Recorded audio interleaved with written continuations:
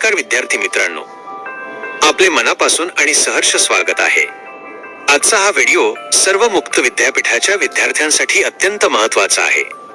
कारण परीक्षा असो, निकाल असो किंवा पुढची कोणतीही शैक्षणिक प्रक्रिया असो, त्याची सुरुवात होते ती एका छोट्या पण खूप महत्त्वाच्या कागदापासून, म्हणजेच आपल्या हॉल तिकिटापासून. बऱ्याच वेळा विद्यार्थ्यांच्या मनात गोंधळ असतो की हॉल तिकीट नक्की कुठून काढायचे, कसे डाउनलोड करायचे, प्रिंट काढताना काय काळजी घ्यायची आणि त्यावर दिलेल्या सूचना नेमक्या काय सांगतात. म्हणूनच आजच्या या व्हिडिओमध्ये आपण फक्त हॉल तिकीट डाउनलोड करण्याची प्रक्रिया नाही, तर त्यासोबत दिलेल्या अत्यंत महत्त्वाच्या सूचनाही सोप्या भाषेत समजून घेणार आहोत. हा व्हिडिओ शेवटपर्यंत पाहिलात तर हॉल तिकीट परीक्षा आणि नियमांबाबत तुमच्या मनात कोणतीही शंका राहणार नाही याची मी खात्री देतो. व्हिडिओ सुरू करण्यापूर्वी तुम्ही जर आपल्या टेक्निकल हेल्प डेस्क चॅनलवर पहिल्यांदाच आला असाल तर चॅनलला नक्की सबस्क्राईब करा आणि सोबत दिलेल्या बेल आयकॉनवर क्लिक करा, जेणेकरून असेच महत्त्वाचे अपडेट्स तुम्हाला वेळेवर मिळत राहतील. चला तर मग आता प्रत्यक्ष प्रक्रियेला सुरुवात करूया. सर्वात आधी तुमच्याकडे जो काही मोबाईल, लॅपटॉप किंवा संगणक उपलब्ध असेल त्यातील कोणताही ब्राउझर उघडा. सर्च बार मध्ये अगदी नीट आणि काळजीपूर्वक ycmou.digitaluniversity.ac ची लिंक असे टाईप करा. स्पेलिंग मध्ये चूक होणार नाही याची विशेष काळजी घ्या, कारण चुकीच्या वेबसाईटवर गेल्यास गोंधळ होऊ शकतो. सर्च केल्यानंतर जी पहिली अधिकृत लिंक दिसेल त्यावर क्लिक करा.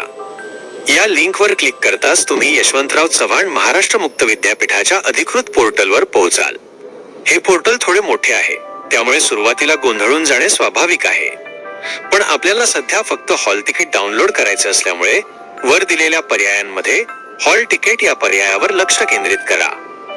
त्या पर्यायावर क्लिक केल्यानंतर एक नवीन पेज तुमच्या समोर उघडेल. या पेजवर काही सूचना दिलेल्या असतात, त्या एकदा शांतपणे वाचून घ्या, कारण त्या तुमच्याच फायद्यासाठी असतात.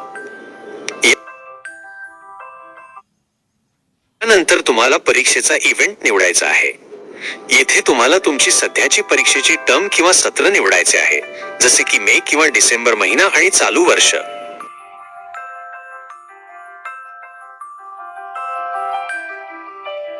तुमचा योग्य परीक्षेचा इव्हेंट निवडल्यानंतर त्याच्या खालच्या बॉक्समध्ये तुमचा 16 अंकी PRN नंबर नमूद करा.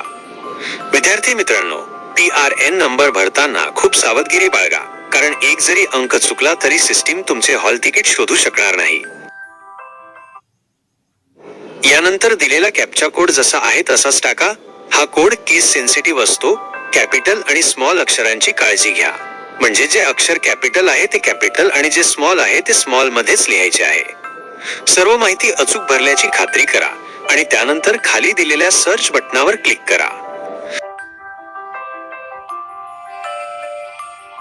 सर्चवर क्लिक करताच तुमच्या PRN नंबरशी संबंधित सर्व रेकॉर्ड स्क्रीनवर लोड होतील. यामध्ये तुमचे पूर्ण नाव, तुमचा 16 अंकी PRN नंबर आणि तुमचा जो काही कोर्स किंवा शिक्षणक्रम आहे त्याचे नाव तुम्हाला तिथे स्पष्टपणे दिसेल. त्या माहितीच्या अगदी समोर तुम्हाला निळ्या रंगात डाउनलोड नावाची एक लिंक दिसेल. तिथे दिलेल्या डाउनलोड पर्यायावर क्लिक केल्यावर तुमचे हॉल तिकीट ओपन होईल. आता येथे एक अतिशय महत्त्वाची गोष्ट लक्षात ठेवा. हॉल तिकीट फक्त मोबाईलमध्ये ठेवणे पुरेसे नाही. परीक्षेसाठी त्याची स्पष्ट आणि स्वच्छ प्रिंट असणे अनिवार्य आहे.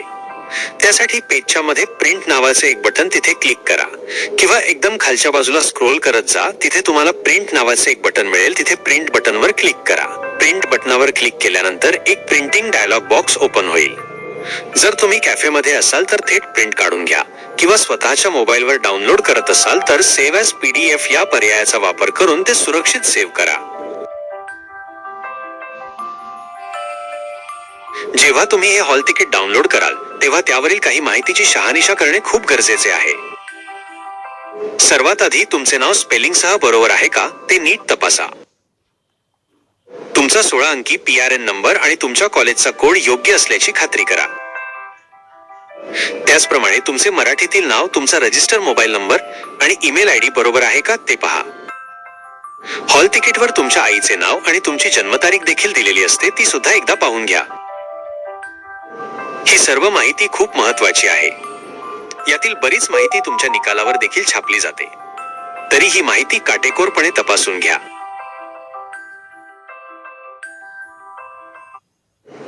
जर यापैकी कोणत्याही माहितीमध्ये तुम्हाला काही चूक किंवा बदल आढळला तर अजिबात चिंता करू नका. हॉल तिकीटच्या अगदी खालच्या बाजूला विद्यापीठाचा एक अधिकृत ईमेल आयडी दिलेला असतो. त्यावर तुम्ही योग्य त्या पुराव्यासह संपर्क साधू शकता. तसेच तुमचे कॉलेज, विभागीय केंद्र, विद्यापीठातील नोंदणी विभाग यांच्याशी संपर्क करून तुम्ही चुकलेली माहिती अद्ययावत बरोबर करून घ्या. कारण ही जबाबदारी तुमची आहे. सरते शेवटी याचा त्रास तुम्हालाच होऊ शकतो. म्हणून नीट सर्व तपासून ही माहिती बरोबर करून घ्या. यातील काही माहिती तुम्ही तुमच्या लॉगिन मधून अपडेट करू शकता. या संदर्भातील व्हिडिओ पहिलेच आपल्या चॅनलवर उपलब्ध आहे. ते पाहून माहिती अपडेट करा.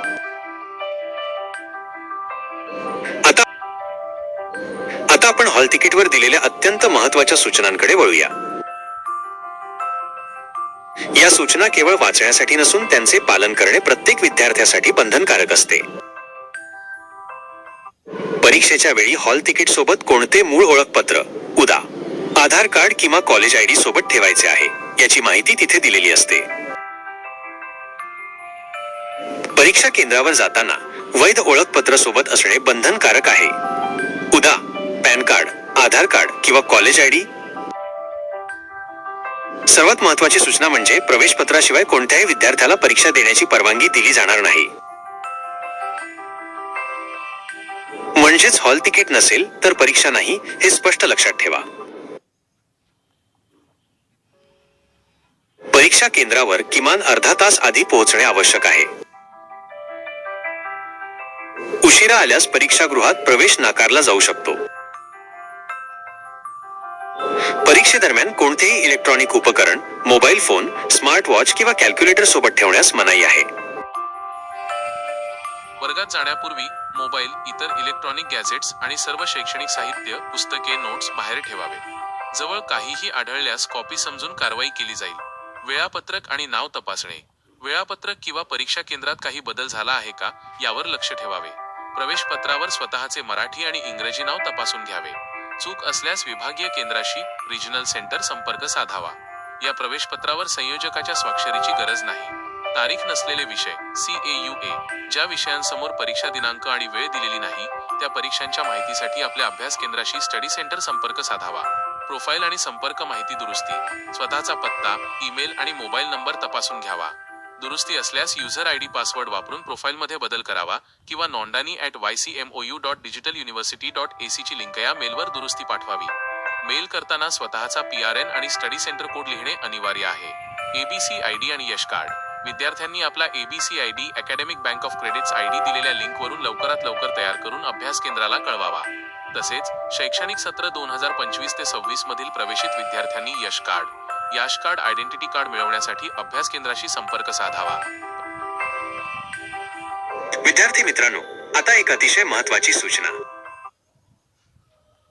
परीक्षेत गैरप्रकार, कॉपी किंवा शिस्तभंग केल्यास संबंधित विषयाचे किंवा सर्व विषयांचे गुण रद्द होऊ शकतात. ABC आयडी म्हणजेच अकॅडमिक बँक ऑफ क्रेडिट्स तयार करणे आणि लिंक करणे सर्व विद्यार्थ्यांसाठी आवश्यक आहे.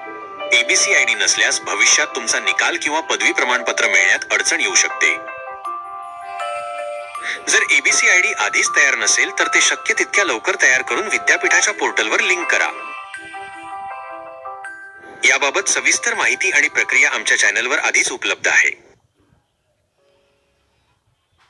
तसेच विद्यार्थ्यांनी स्वतःचा पत्ता, ईमेल आणि मोबाईल नंबर नेहमी अद्ययावत ठेवणे खूप गरजेचे आहे. जर प्रोफाईलमध्ये काही चूक असेल तर ती लॉगिन मधून किंवा दिलेल्या ईमेल आयडीवर संपर्क करून दुरुस्त करा.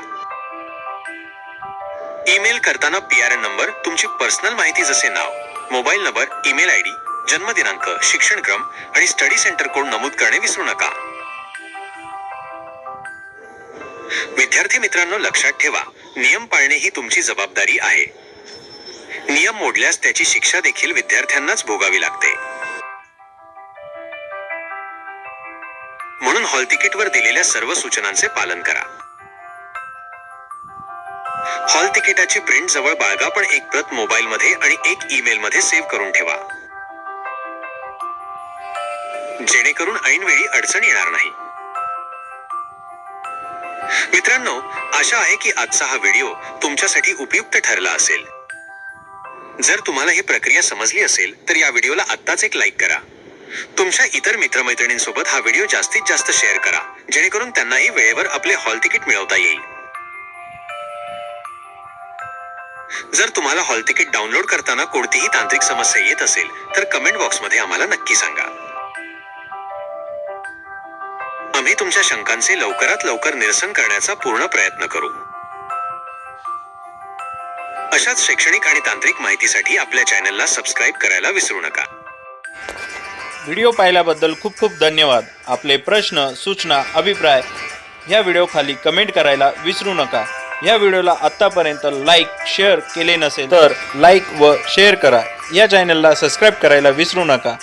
आणि शेवटी थँक्स फॉर वॉचिंग.